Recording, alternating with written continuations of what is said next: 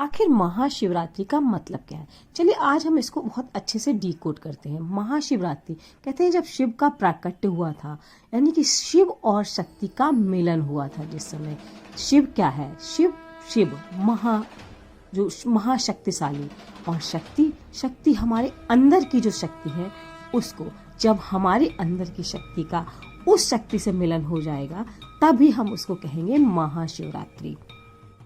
अमावस्या से पहले वाली रात इसको शिवरात्रि कहते हैं। और इस रात आप अगर नोटिस करेंगे, आप बाहर जाके देखेंगे तो आपको दिखाई देगा कि इस रात सबसे कम तारे और चांद दिखाई ही नहीं देता। ना चांद है ना तारे हैं।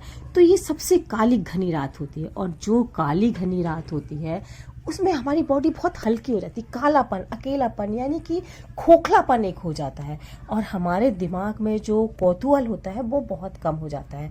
जैसा आपने कभी सोचा होगा, देखा होगा कि जितने भी सुसाइड होते हैं मोस्टली पूर्णिमा की रात के समय होते हैं, उसी के आसपास होते हैं। क्योंकि उस समय हमारे दिमाग में बहुत हलचल हो रही होती है। चंद्रमा अपने पीक पर होता है, लेकिन जैसे जैसे चंद्रमा जो है वो डाउन होता जाता है वैसे ही हमारे दिमाग में हलचल कम हो जाती है। यानी कि हम धीरे धीरे, ये इतनी काली घनी रात है कि हम निर्विचार स्थिति में आ जाते हैं।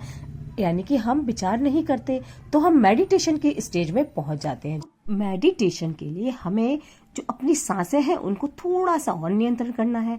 जब हम रात में कहते हैं ना, जब रात में जाग कर जो भी विश मांगते हैं वो पूरी होती है। तो जब हमें रात को जागना है तो हमें बिल्कुल सीधा बैठ के, और वैसे भी जब दिन भर हमने फास्टिंग करी होती है, फलाहार किया होता है, तो हमारी बॉडी वैसे ही हल्की हो जाती है, अंदर वैसे ही खोखलापन हो जाता है। तो हमें अपने अंदर जाने में, अपने आप को ढूंढने में हमें बहुत आसानी हो जाती है।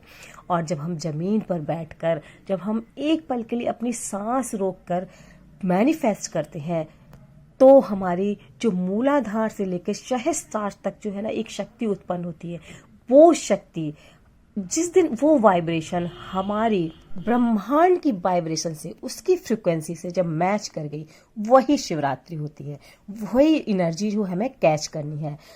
जैसे आपने सुना होगा कि जब सेना चलती थी, कदम से कदम मिलाकर पुल पार करती थी, तो उसे कदम मिलाने के लिए मना कर दिया जाता था। क्योंकि अगर उनके अणुओं की, जो उनकी कदम की आवृत्ति है, जो वो अगर पुल की आवृत्ति के बराबर हो जाएगी, यानी कि उसकी फ्रिक्वेंसी के बराबर हो जाएगी, तो कहते थे पुल टूटने का खतरा रहता है। सेम यही फॉर्मूला जब हम सांस रोक के अपने अंदर के जो 30 ट्रिलियन सेल्स है उनकी फ्रिक्वेंसी को जब हम ब्रह्मांड की फ्रिक्वेंसी से जोड़ देते हैं, तो उस समय हम जो मैनिफेस्ट करते हैं वो हमारे जीवन में घटित होने लगता है। पर ये एक दिन में नहीं होगा, पर हाँ, जिस दिन होगा वो उसी दिन आपका शिव का शक्ति से, यानी कि आपकी आत्मा का परमात्मा से मिलन होगा।